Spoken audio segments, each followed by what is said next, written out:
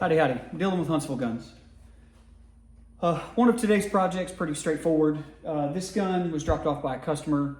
It is a recent acquisition for him. He picked it up from a pawnbroker, I believe. Took it home, went to test fire it, and then it does its cycle correctly. The customer stated that the gun just gets jammed up. You pull the trigger, the firing pin hits the primer, gun goes off, but then ultimately when you go to cycle the action, pump action 12 gauge, when you go to cycle the action, it doesn't eject the shell, and my speculation is that it is actually missing parts. So dropped it off with me. I had a quick second to glance at it before filling out paperwork and getting the gun ready to get logged in, but didn't do a thorough inspect and diagnose.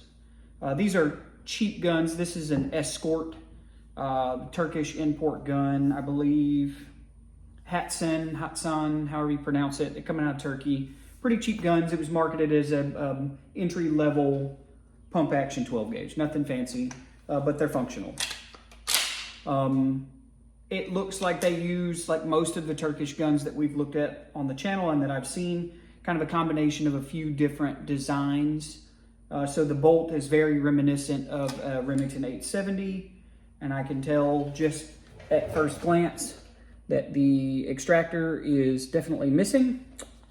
The barrel shroud and bolt lock mechanism are very similar to a Mossberg, like a 500. The ejector setup is similar to a 500, so it has a locking block that locks into the barrel shroud. Let's pull it apart right quick.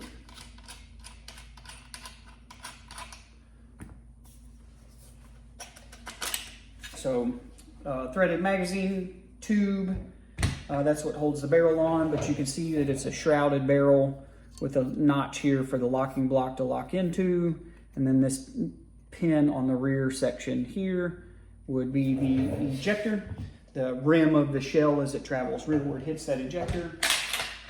Pull the bolt, yep, as assumed. Very similar to a Remington style locking block. I did a video, several months back now, about parts gun and building parts, and this falls into that same category. The locking block on this actually looks almost identical to that Charles Daly gun, probably made in the same factory on the same tooling, just a different name on the side of the gun. So let me wipe this down right quick. It's pretty dirty, pretty oily.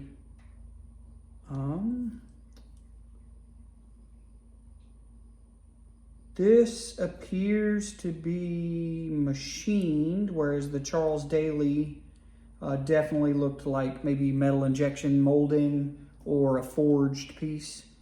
This looks to be a little more robustly made. Let me see. Yeah, should just push right out of there. Let me pull this bolt apart right quick and get a better look at what we have going on. So pin comes out, firing pin and spring come out. Very, very dirty, but the firing pin is still in good condition. Doesn't appear to have any defects or anything that would prevent it from working. Yeah, so here is the locking block. Like I said, that Charles Daly video, I'll pin it at the end of this video so you can see what I'm talking about. The locking block that was in that gun had what appeared to be casting marks, and so the rear of that block broke off.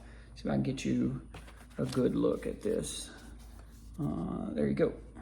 So this pivots around this round nub here on the back and pivots and locks into the shroud on the receiver. This one is definitely dirty. Some fouling and some debris in there. But let's see if I can get you in for a close-up view. You can definitely see machining marks.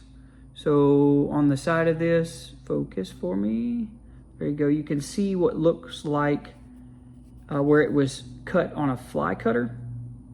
You can definitely see machining marks on this one, and I don't see a parting line where a set of dies would have forged it. I don't see any indications that this would be MEM or injection molded. Let's take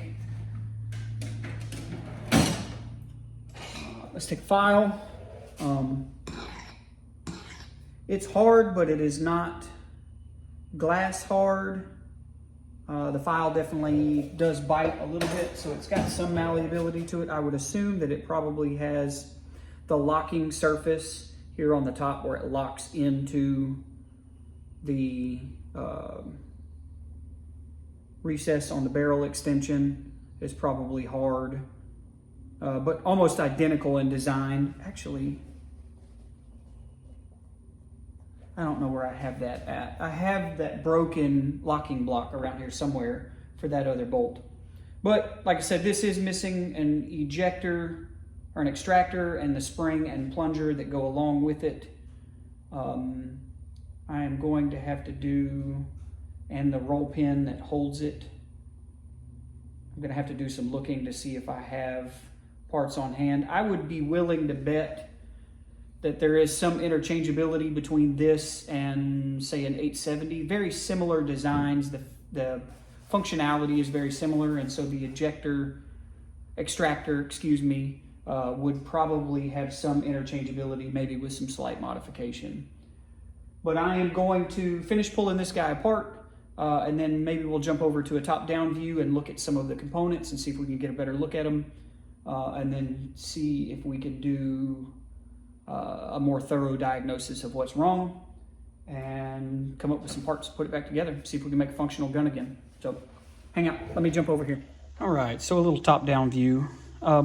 What I have is the bolt out of this Hatsan Escort, and next to it, the bolt out of that Charles Daly gun that came in, 6+ months ago. Parts gun kind of deal. And so you can see that visually, these are very, very, very similar. So that it would appear that they are basically a copy of each other. The difference being this is a semi-auto gun, and so you have the cutout for your charging handle here, whereas this gun does not have that. But there's definitely an extractor missing from this bolt. And so because I have this parts gun, I wanted to see if parts are interchangeable. You can see that this Hatsan Escort shares a lot of similarities with the 870. The trigger housing is surprisingly similar. A few minor differences, but does have some what would look like injection MEM parts or metal injection molded parts, or maybe a forging, and then some stamped steel parts. But even the carrier dog setup is similar to the 870.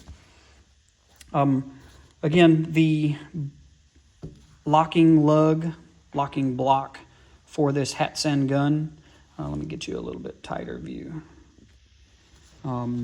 It's definitely a machined part. Kind of hard to tell because it's dirty, but you can see machining marks left over from when it was manufactured. It's made from a piece of billet or from a solid piece of steel, versus the Charles Daly locking block, this one, which most definitely is a forged part or MEM part. It doesn't have any tooling marks, but you can see the stamp marks from where it was ejected from the dies, and here you can see that too. This broke.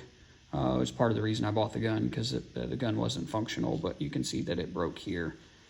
I speculated in this video that this is the manufacturing process is the failure point on this gun. The system that they used to make this part is why it failed ultimately.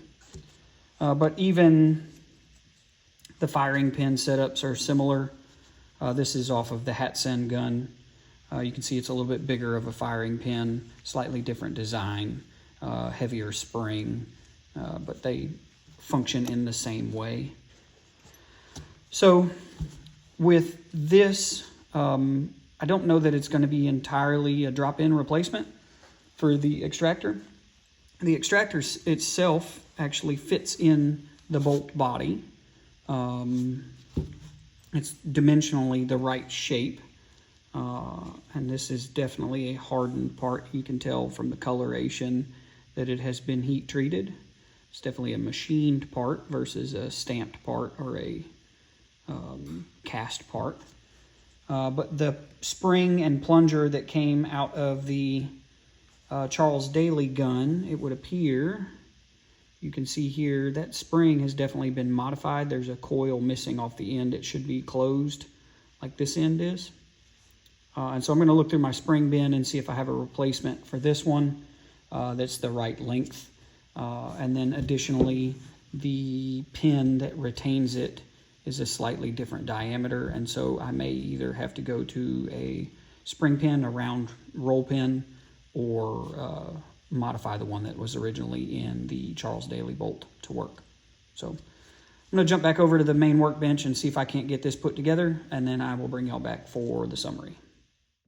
Okay, we'll jump into a bit of a time lapse for this. I actually lost some of the footage for this particular segment, but what I'm doing is taking a couple of measurements to make sure that the extractor from the Charles Daly gun will work in this Hatsan gun. It's actually the right dimensions, that everything works, but the spring for the extractor spring is too short, and so I'm digging through my assortment of springs here to find one that's the right diameter, the right wire size, and a little bit too long so I can trim it to size. I ultimately find one that works.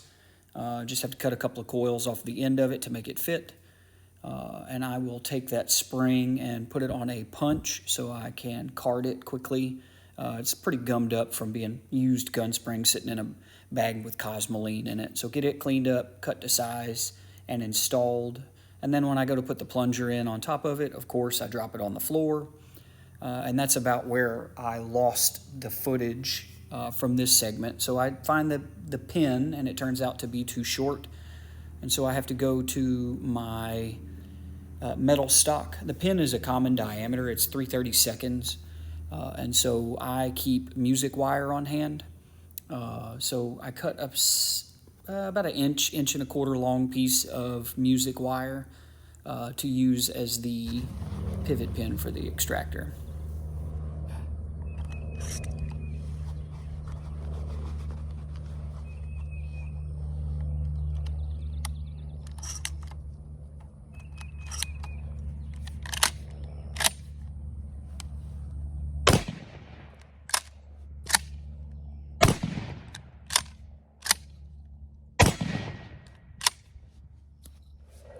All right, so you can see pretty straightforward.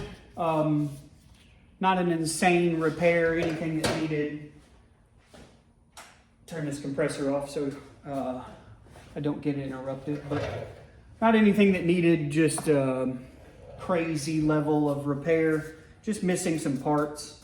Parts that did a quick look. Most of the major suppliers, Numeric and things of that nature, don't have anything listed for this particular model. So just using parts from the parts inventory that I have on hand to make work a gun that ultimately, not an expensive gun, not anything crazy, but something kept in service that otherwise would not have been. I'm gonna run a bore snake through it and give it a quick wipe down. I'm not getting paid to clean this one, so I'm not gonna spend a bunch of time, but definitely don't wanna leave a bunch of powder fouling and things of that nature. But ultimately, what is a repair like this worth? That's something we talk about a lot on this channel is value. You don't often, in my experience, charge for just parts and labor. Usually you're charging for a level of experience. Like I said, there's some convenience factor as well. So this is a gun that the customer dropped off this morning and ultimately is test fired and ready to go by tomorrow morning. It's here overnight. And so there's a convenience factor there, but also parts that aren't available. So Hatsan doesn't support this gun anymore, and so parts are not there on the manufacturer side. But also the aftermarket in part suppliers, there are no parts available. So making do.